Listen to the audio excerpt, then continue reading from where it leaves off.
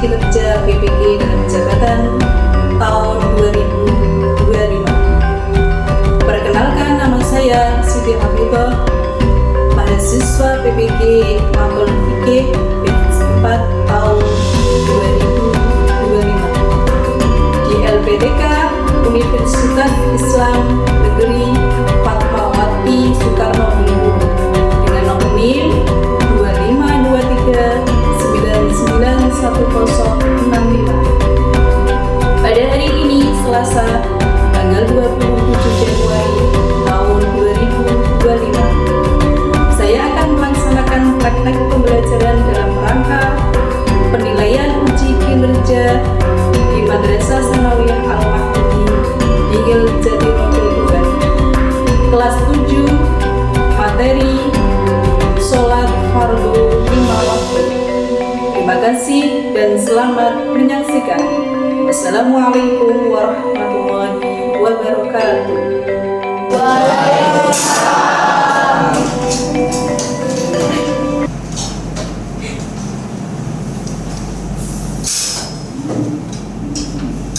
Assalamualaikum warahmatullahi wabarakatuh. Waalaikumsalam warahmatullahi wabarakatuh. Selamat pagi anak-anak. Pagi. Bagaimana kabarnya anak-anak semuanya? Alhamdulillah baik. Alhamdulillah. Sehat semuanya ya? Sehat. Alhamdulillah sehat semuanya.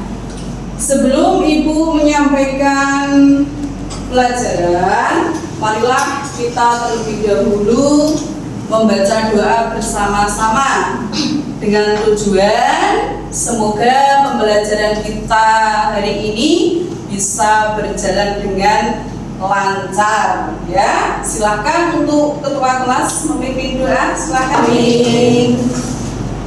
Semua kita belajar. Bismillahirrahmanirrahim. Allahumma ftah alaina himmataka wansur alaina min khazaini rahmatika ya arhamar rahimin. Amin amin ya rabbal alamin. Anak-anak sekalian, Ibu Guru absen terlebih dahulu ya kehadiran kalian semua. Saya absen terlebih dahulu. Setio Utomo, Royhana Hasanah, Sifa Alivia, Sifa Aska Maulidina, Tina Julianti, Mailia Aziza, Sauki Baroba, Muhammad Rian. Ada yang sakit, Bu. Oh, ada yang sakit. Siapa tadi yang sakit? Zainab. Oh, Zainab. Tidak hadir ya? Kenapa tidak hadir? Sakit. Sakit. Ya udah, semoga teman kita yang tidak mengikuti pelajaran hari ini karena sakit, kita doakan semoga cepat sembuh dan bisa mengikuti pelajaran kembali ya. Amin. 1, 2. Indonesia tanah airku, tanah tumpah darahku.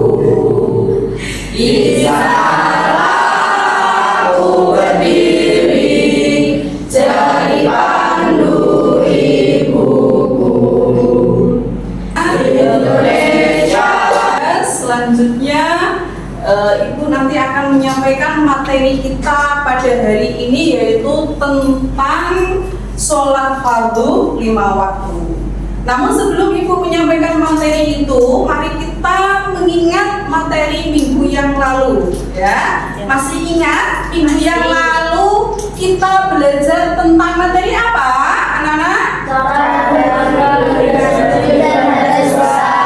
Ya, cara bersuci dari hadas kecil dan hadas besar. Anak-anak masih ingat bagaimana menunjukkan keimanan kepada Allah Subhanahu wa Ta'ala. Yang nomor 2 adalah itu tujuan pembelajaran. Oke anak-anakku semuanya masih semangat ya? Masih. Alhamdulillah. Sebelum ibu menyampaikan materi, biar kita lebih semangat, marilah kita nambah penyemangat kita dengan bertepuk. Tepuk semangat.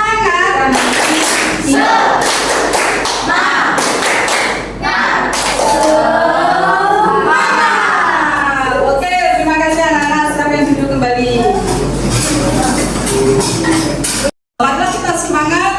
Ibu akan menyampaikan materi hari ini tentang apa tadi? Saya sudah sampaikan. Ingat tentang apa tadi? Ingat. Yaitu tentang materi tentang Sholat. sholat fardu 5 waktu. Siap ya untuk mendengarkan Ibu Guru? Siap. Apa sih pengertian sholat? Ada pengertian sholat itu ada bahasa dan ada pengertian sholat dalam segi istilah. Adapun pengertian sholat dalam segi bahasa, ada yang tahu nggak anak-anak kira-kira? Ada yang tahu? Siapa yang mau menjawab? Boleh? Ada yang tahu pengertian sholat menurut bahasa? Bahasa adalah doa. Nah, itu sholat menurut bahasa. Kalau menurut istilah adalah perkara atau mengerjakan sesuatu yang diawali dengan takbiratul ihram dan diakhiri dengan salam. Itulah pengertian sholat. Sedangkan di sini kita membahas sholat fardu. Apa itu sholat fardu? Sholat fardu adalah sholat yang diwajibkan oleh orang Islam. Nah, di sini ada dalil-dalil yang mewajibkan kita untuk sholat, yaitu wa aqimus sholata wa atuz zakata warka'u ma'al raki'in. Dengan adanya dalil-dalil tersebut menganjurkan, mewajibkan kita untuk sholat fardu 5 waktu.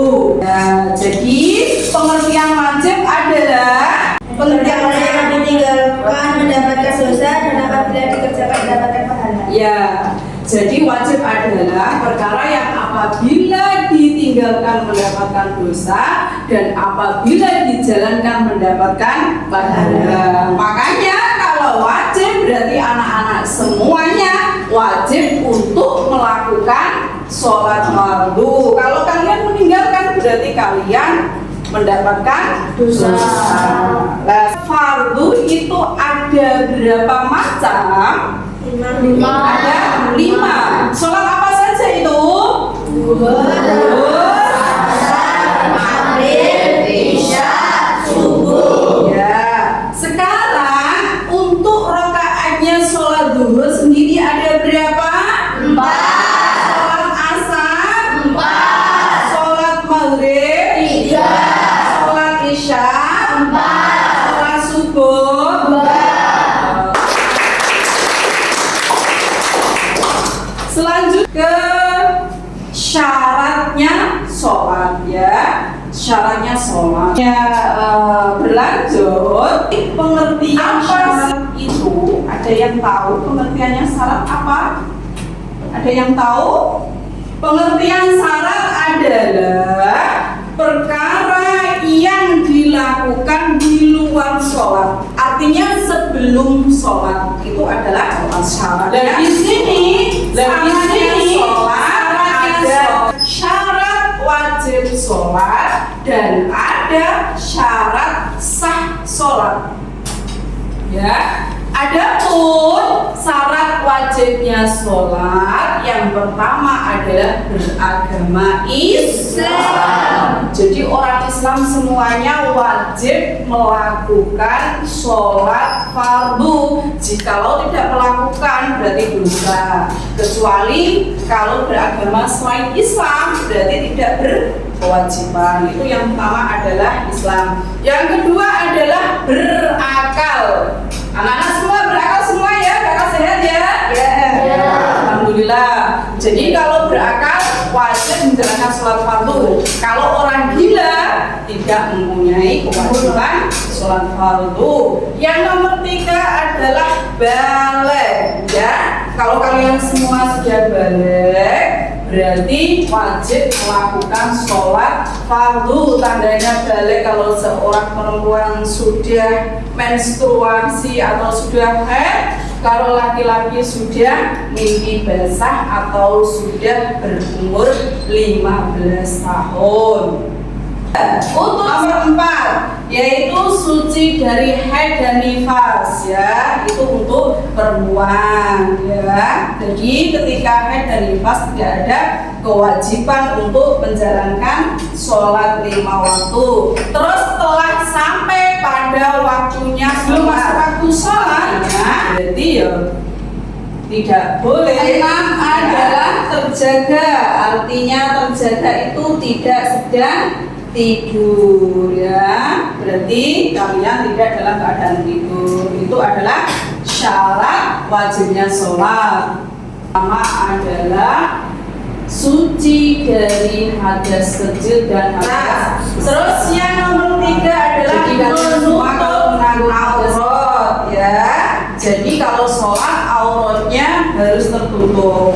Nah, kalau seorang perempuan ketika sholat kok pakai mukenanya tidak pakai iket, ya biasanya yang muda-muda ini malas pakai iket, apa ngeluh, apa malas bagaimana. Nah, jikalau kamu sholatnya tidak pakai iket atau daleman, terus rambut kalian keluar satu saja, loh, satu helai rambut, itu sholat kalian tidak sah, ya. Makanya harus hati-hati. Masih semangat ya anak-anak? Masih. Semangat. Sekarang kita berlanjut ke rukun-rukun sholat. Niat, ya. Kalau sholat, maka boleh kalau tidak mampu dengan berdiri, boleh dengan duduk, atau bahkan kalau yang sakit stroke, ya, sudah nggak bisa jalan, sudah tidur di tempat tidur, boleh sholat dengan tidur, yang bisa melek, sholat kemudian tas duduk, dan bahkan boleh dengan tidur, ya. Terus rukunnya sholat selanjutnya adalah takbiratul ihram. Tahu ya takbiratul ihram yang bagaimana, tahu anak-anak? Tahu. Ya, yang bagaimana takbiratul ihram itu? Allahu Akbar. Ya, itu namanya takbiratul ihram. Terus membaca surat Al-Fatihah, terus ruku, i'tidal, terus sujud 2 kali, ya, tasahud awal, tasahud akhir, terus salam yang pertama, ya, salam yang pertama, terus tertib, ya. Bila dikerjakan mendapat pahala, bila tidak dikerjakan tidak apa-apa. Ya, terima kasih untuk Mbak Kanaya, ya. Jadi sunnah adalah perkara yang jika dilakukan mendapatkan pahala, tapi jikalau ditinggalkan tidak apa-apa. Untuk sunnahnya sholat fardu sendiri di sini dibagi menjadi 2 bagian. Yang pertama adalah sunnah abad, yang kedua adalah sunnah hayat. Apa sih itu? Sunnah abad adalah amalan sunnah di dalam sholat jikalau tertinggal dianjurkan untuk diganti dengan sujud sahwi. Itulah tadi hal-hal yang membatalkan sholat fardu. Bisa dipahami anak-anak? Bisa. Ya, alhamdulillah. Untuk selanjutnya adalah niat sholat fardu dan tata cara sholat fardu. Nanti ibu akan menyampaikan tentang tata cara sholat fardu.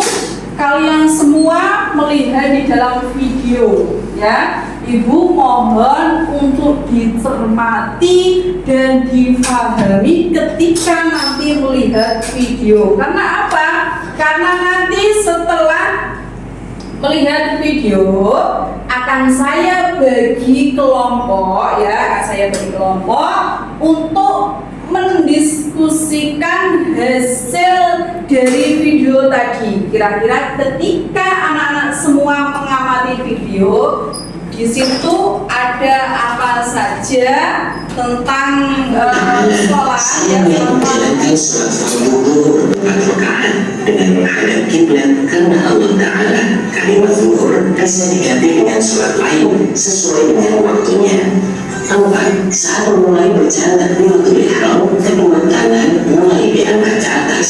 Bila mengangkat secukupnya, posisi tangan sejajar dengan pundak, telapak tangan dihadapkan pada arah kiblat, ujung jari sejajar dengan telinga bagian atas, dan ibu jari sejajar menyamping dengan daun telinga. Setelah tangan sudah sempurna berada di atas, lalu diletakkan di bawah dada di atas pusar dengan menggenggamkan telapak tangan kanan pada pergelangan tangan kiri. 5. Selama berdiri, mata sunnah dibuka serta pandangan mata fokus ke arah tempat sujud. 6. Setelah takbir, sunnah membaca doa iftitah. Kabiran walhamdulillahi katsiran wa subhanallahi bukratan wa asila. Inni wajjahtu wajhiya lilladzi fatara as-samawati wal ardh hanifan musliman wa ma ana minal musyrikin. Inna sholati wa nusuki wa mahyaya wa mamati lillahi rabbil alamin la syarika lahu wa bidzalika umirtu wa ana minal muslimin. 7. Sunnah membaca ta'awudz. A'udzu billahi minasyaitonir rajim. Apabila orang yang sholat setelah takbiratul ihram langsung membaca ta'awudz atau surah Al-Fatihah, maka ia tidak lagi disunahkan membaca iftitah. 8. Membaca surat Al-Fatihah. 9. Sunnah membaca amin. Dalam bahasa Arab, amin mempunyai arti semoga engkau Allah mengabulkan. 10. Sunnah membaca surat dari Al-Quran selain surat Al-Fatihah pada rakaat pertama dan kedua bagi orang yang sholat sendirian atau sedang menjadi imam. 11. Sunnah membaca takbir saat akan ruku. Takbir perpindahan dari berdiri menuju ruku dinamakan dengan takbir intiqal. 12. Sunnah mengangkat tangan saat akan ruku. 13. Ruku. Allahu Akbar. 14. Batas minimal ruku adalah kira-kira telapak tangan orang yang sholat bisa menyentuh lututnya. Apabila hanya miring atau condong ke depan sedikit, namun tangannya belum bisa menyentuh lutut, rukunya belum sah. Ruku paling sempurna adalah kira-kira punggung orang yang sholat sejajar lurus, betisnya tegak dan Sekalian, tadi adalah video tata cara sholat fardu 5 waktu dengan sendiri ya, bukan jamaah. Untuk selanjutnya, tadi sudah membahas tentang materi sholat fardu dan juga sudah melihat video tata cara sholat fardu 5 waktu. Selanjutnya Ibu akan membagi kelompok kepada anak-anak menjadi 3 kelompok untuk berdiskusi tentang materi yang Ibu sampaikan tadi ya. Berdiskusi sesuai kelompok kalian masing-masing sesuai dengan kelompoknya, ada kelompok 1, 2, dan 3. Ayo anak-anak silahkan membentuk kelompok masing-masing yang sudah Ibu bagi, silahkan.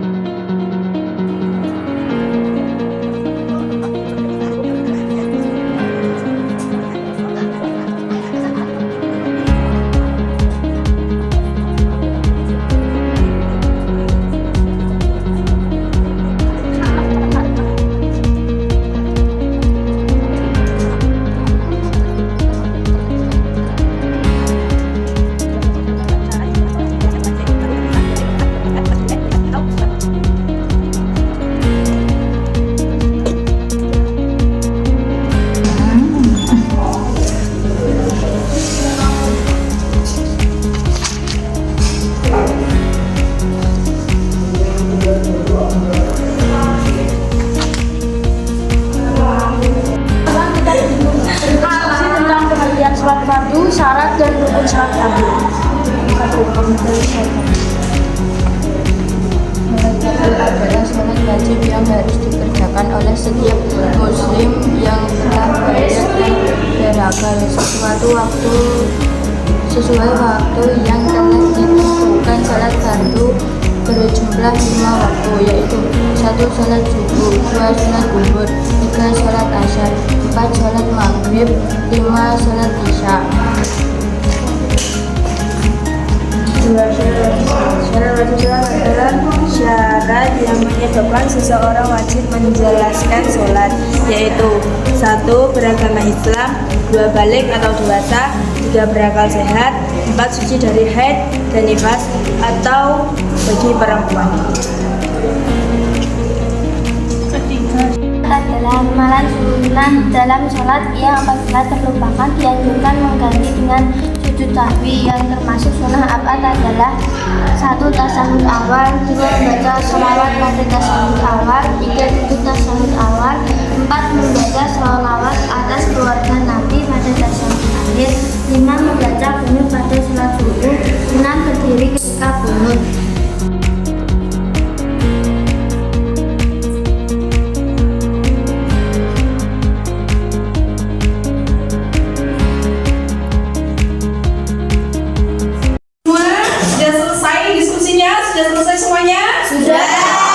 Alhamdulillah. Kalau sudah selesai diskusi, setelah itu setiap kelompok maju ke depan presentasi hasil dari diskusinya, ya. Dimulai.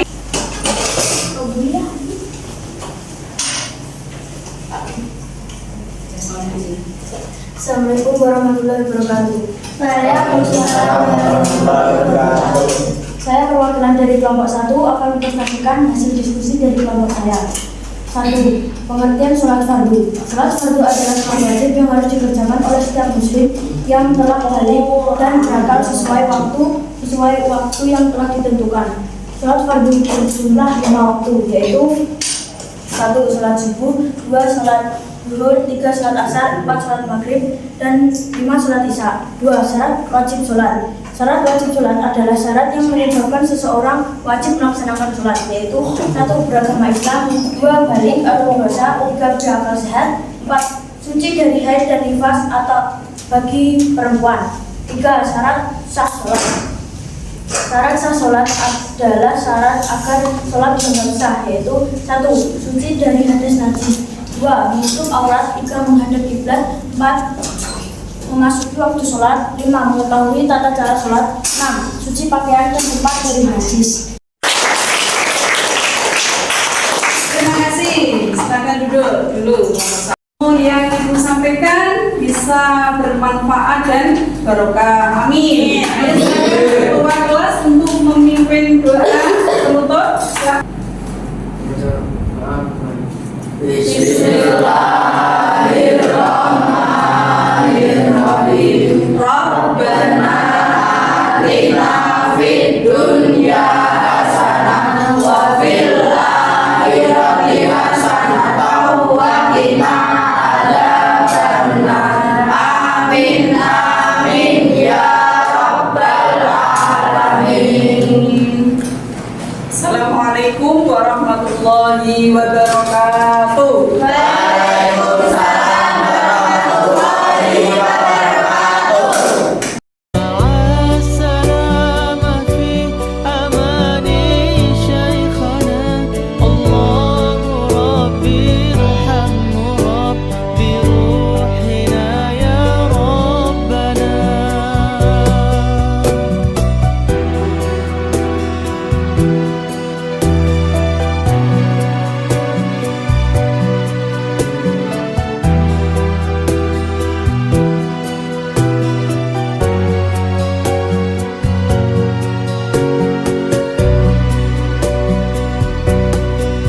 صلى عليك الله ربي دائما